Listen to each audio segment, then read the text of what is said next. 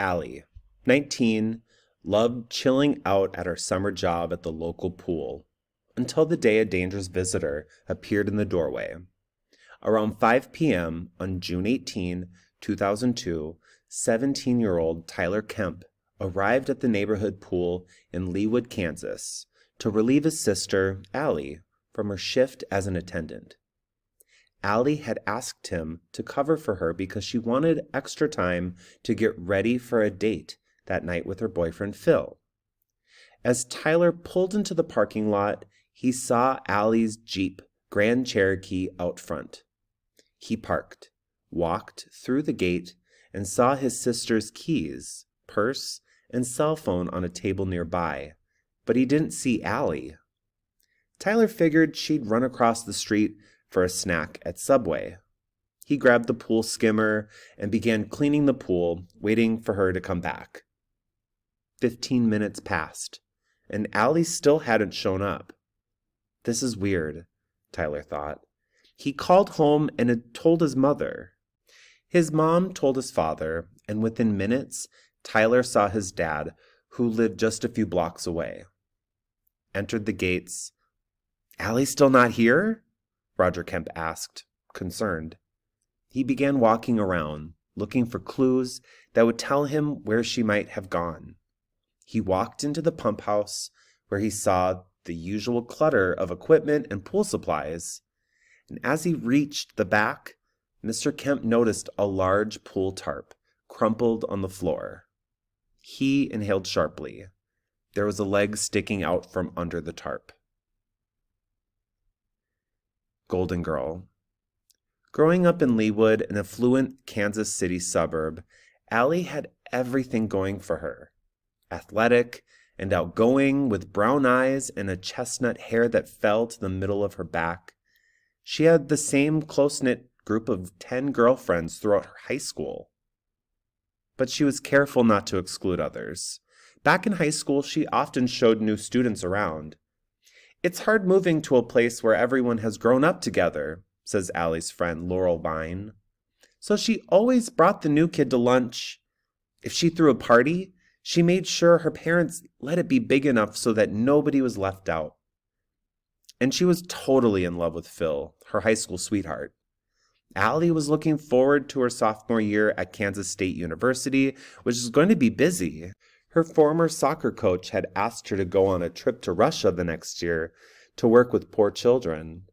And a National Honor Society had picked her as one of 60 students to travel the U.S. State Department on a learning expedition to France, China, and Australia.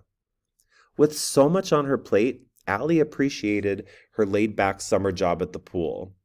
Even better, she had managed to get Phil and her 2 brothers jobs there too. The shift was especially easy when the weather was cloudy because the pool was practically empty except for construction crews who were working nearby. When that happened, Allie would often call her friend Lindsay Courtney. "Can you come over?" she'd ask. "I hate the workmen staring at me. It gives me the creeps." Deadly Struggle. Tuesday morning, June 18, had dawned gloomy and overcast. Having been out late the night before with her girlfriends, Allie slept in. Just before 2 p.m., she hopped into her Jeep to head to her shift at the pool. Phil had worked the previous shift and hung around to discuss their plans for the evening. Since Phil was leaving on a family vacation the next day, it was going to be a special dinner for just the 2 of them. "I love you," he told Allie as he left. "See you later." According to the suspect's confession to the police, which he later took back, here's what happened. At about 3 p.m., Allie was inside the pump house, where she often went to get supplies to do chores around the pool. A stranger appeared in the doorway. He was big and stocky, dressed in workman's clothes, and carried a bucket of tools. He tried hitting on Allie, but he made her nervous. When Allie asked him to let her out, he blocked the doorway and didn't move. And then he reached out to touch her. Cornered and frightened, Allie pushed him back, then punched him on the shoulder, and the man exploded in rage. He struck Allie again and again with his fists until she tumbled face down on the tarp. He landed on top of her and began to strangle her. After a few minutes, Allie stopped struggling, and he put the tarp over Allie's bruised body and left. Grisly discovery.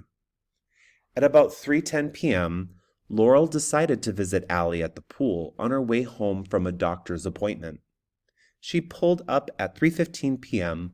just as a heavy-set man in a uniform trudged by. The two glanced at each other indifferently. Then the man drove off in his pickup truck.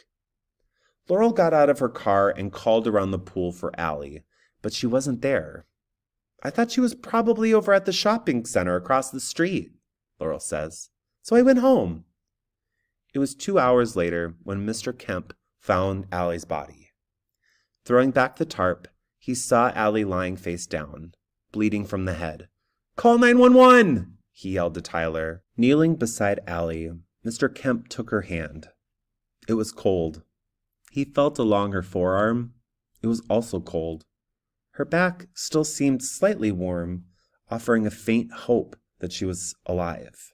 Gently, he rolled her over. Matted with blood, Allie's long hair obscured her features, and her father gently parted it to look at her. Both of her eyes were swollen.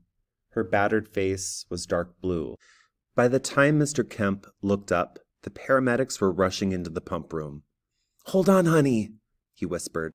While the EMTs frantically tried to revive Allie with CPR, her father repeated softly, "Stay with us, Allie. Stay with us, Allie." She never responded. And when the ambulance reached the hospital, Allie was officially pronounced dead. Laurel had heard about the attack through another friend, and she flew to the hospital, where she quickly tracked down a police officer and told him about the workman she had seen at the pool. That night, Laurel racked her brain to give a detailed description from a computerized portrait of the man she had passed. Shocking confession. By February 2003, 8 months after Allie's murder, the police still couldn't find the workman, their prime suspect.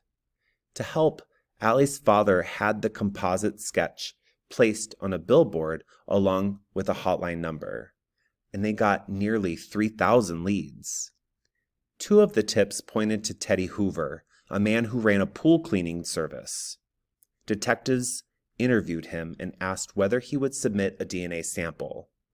Hoover replied he would need to consult his attorney. That wasn't an unusual request, detectives say, because most people, even if they are innocent, are nervous about taking a DNA test. But when they reached Hoover's attorney a few weeks later, they learned that their suspect had slipped away. The lawyer told them that Hoover had gone to Las Vegas, but he didn't tell them that Teddy Hoover wasn't his client's name.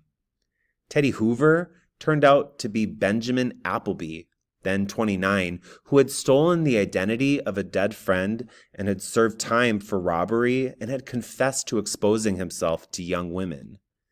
Detectives uncovered his real name after a tip led them to his girlfriend in Batnum, Connecticut, a woman who was then living with a man whose name was Appleby.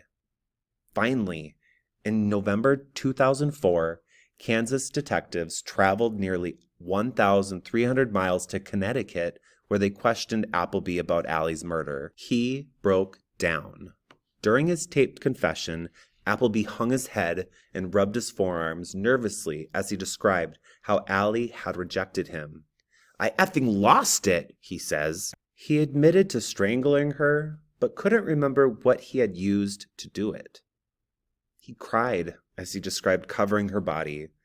"I'm trying to do the right thing," he said, sobbing. "I don't want any sympathy."